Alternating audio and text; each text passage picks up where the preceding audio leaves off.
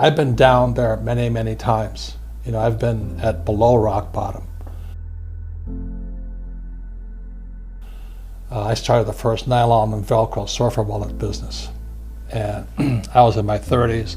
Business went straight up and went down below zero. You know, how can you lose more money? Invest your money. So I was down $800,000 at 32 years old. And my poor dad was a great guy. He's a school teacher, head of education for the state of Hawaii. And my poor dad felt sorry for me. And my rich dad says, hey, congratulations, you lost your first business. See, it's in the mindset. He says most entrepreneurs will lose 3 businesses.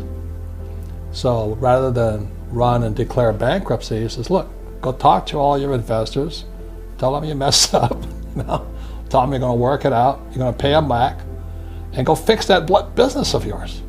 So rather than run and hide like some of my partners did, this is in Hawaii where I started the Velcro wallet business. I had to go back in and kind of find out most of the mistakes I made.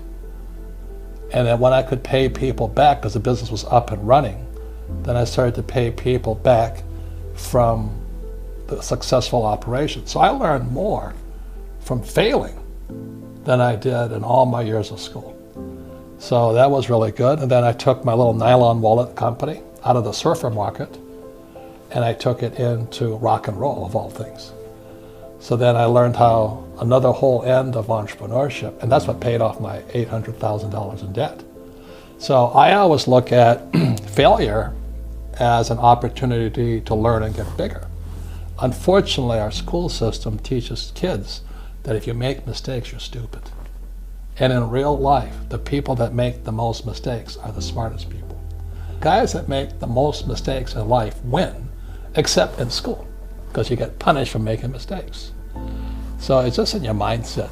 And so when I lost my first company, it was great. I lived on the street, I was homeless, got yelled at a lot by my investors. It was building self-esteem, and I said, I'll pay you back. You know, you trusted me, I messed up, but I'll pay you back. And it was that spirit, it's called the entrepreneur spirit. I rebuilt the company, took it out of surfing and took it into rock and roll, and we pulled it out of bankruptcy.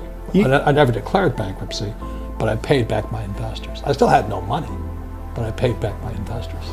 You wake up tomorrow morning and you're on the street and you have nothing. You don't have a single contact in your network. All you have is the knowledge and experience that you've had throughout your career. How do you build up from there? Well, I've been there many times.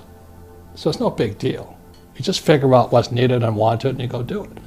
You know, people always kind of dump on, fast food industry. If I had to do it again, I'd go work for McDonald's. And the reason I go work for McDonald's, you know, whether it's $7 an hour or 15, I don't really care. I don't really like McDonald's food, but they have the best business systems in the world. You know, how else can a company take virtually non-college educated people and build a fast food industry across the world?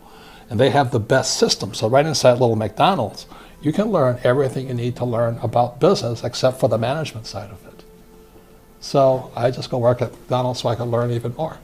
So I look at life as learning. I'm constantly learning. You know, I'm reading constantly, studying constantly. I spend most of my time with entrepreneurs. I don't spend my time with people who complain about the economy, you know. So nothing will really change. I just go back to being an entrepreneur. You know, you better have a spirit that's so strong. You cannot let other people's opinions and criticisms. At that point, he started to learn. He says, I learned a lot from my last business. Let me take what I learned from my last business and put it into this business. The same as I said, I was in surfing. When my nylon business went down, I took what I learned and transferred it to rock and roll. You know, I mean, and then I transferred it into education. So today I'm an entrepreneur in education.